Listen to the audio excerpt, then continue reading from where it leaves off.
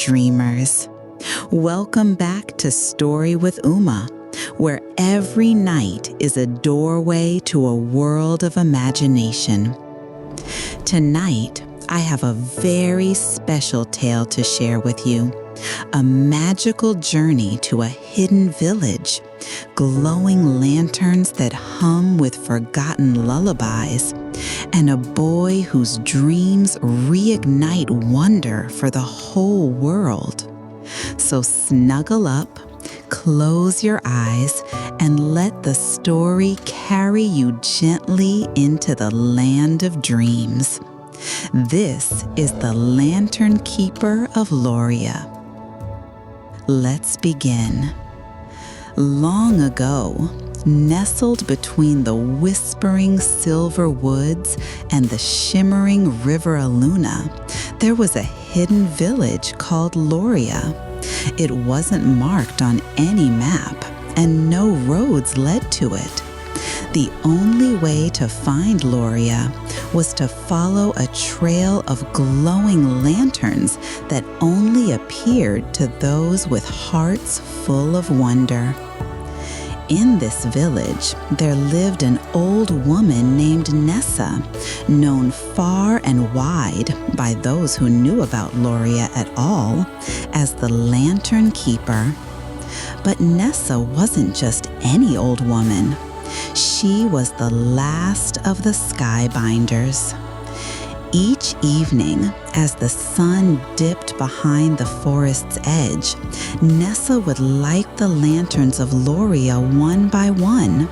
But these lanterns weren't ordinary. Each one held a tiny piece of stardust, captured during the brief moments when stars whispered to the earth. When lit, the lanterns didn't just glow. They hummed softly with forgotten lullabies and shimmered in colors no painter had ever imagined.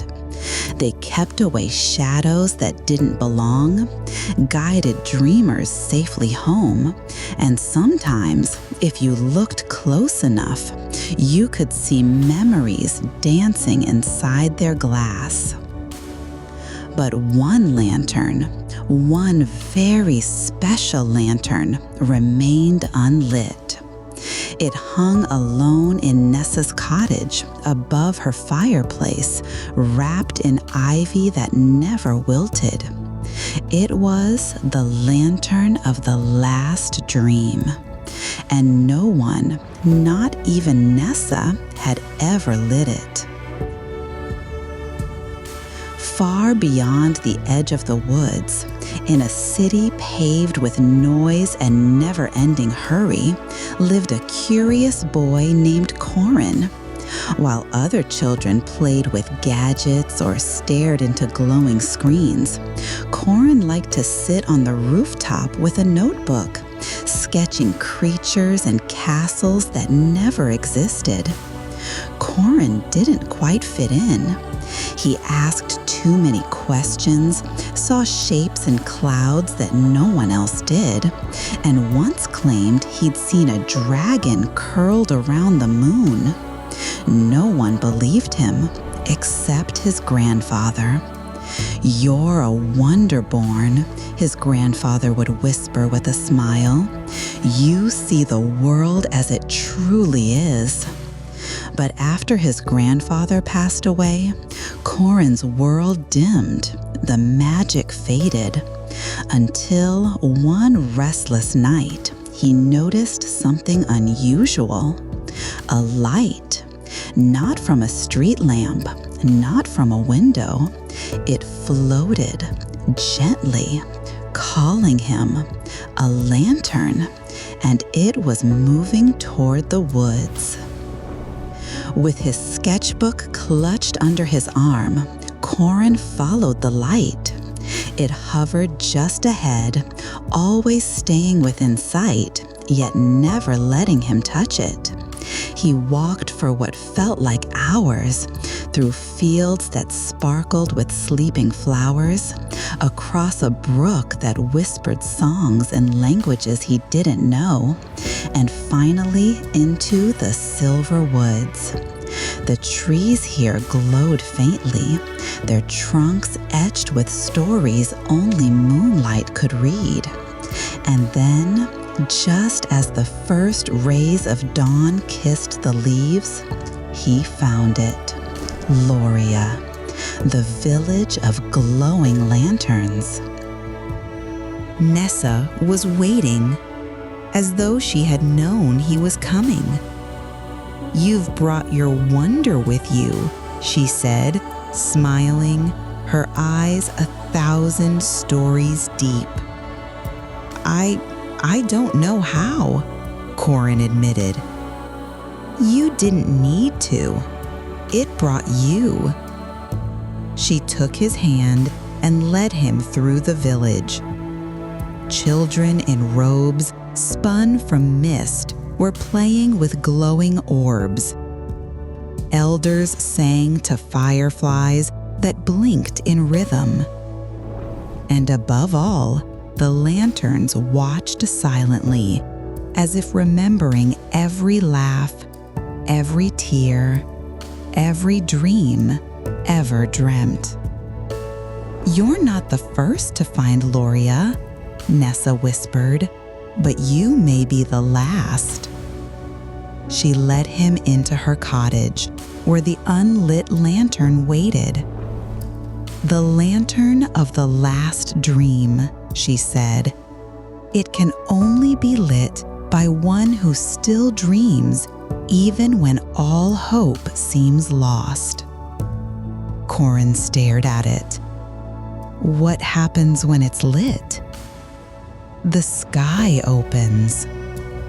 That night, Nessa handed Corin a tiny silver flame cupped in glass. It flickered wildly, as if excited or afraid.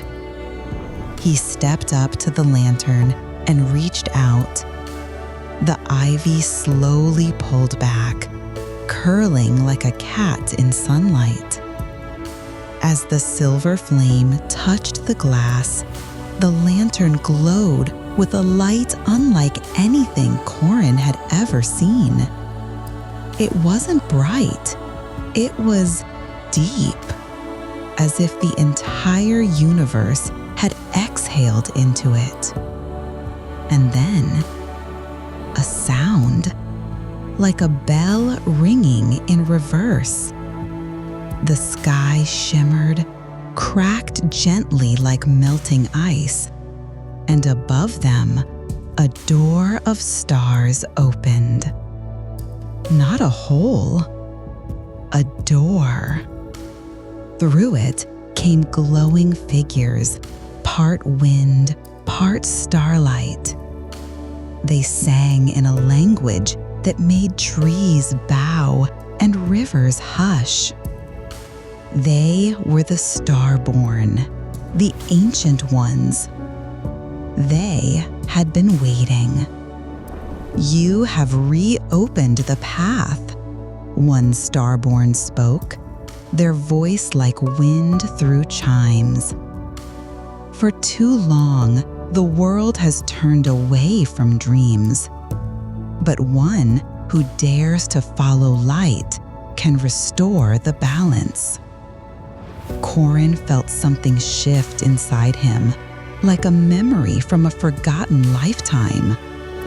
He saw children smiling, hearts healing, even cities sparkling with floating lanterns as dreams returned to those who had long forgotten how to hope. "You are the new keeper," Nessa said gently. "My time is done." The lanterns around Loria rose into the air, slowly, like petals lifted by a breeze. They circled Corin one by one and settled around him, each whispering a name, a wish, a story. Corin was no longer just a boy. He was the guardian of dreams. To this day, if you walk into the woods on the right night, when your heart is open and your imagination awake, you might see a faint light dancing between the trees. Follow it. Don't be afraid.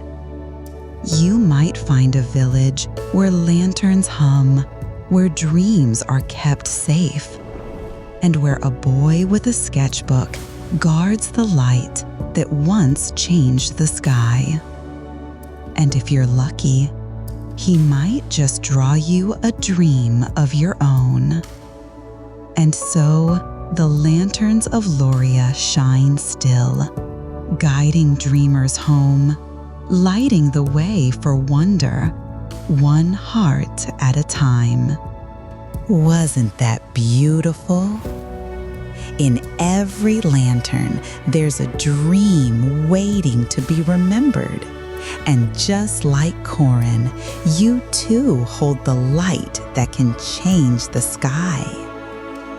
Thank you for spending this magical time with me tonight. If you enjoyed the story, don't forget to gently tap the like button, subscribe to Story with Uma, and share the magic with someone you love. Until next time, keep dreaming, keep wondering, and always follow the light. Good night.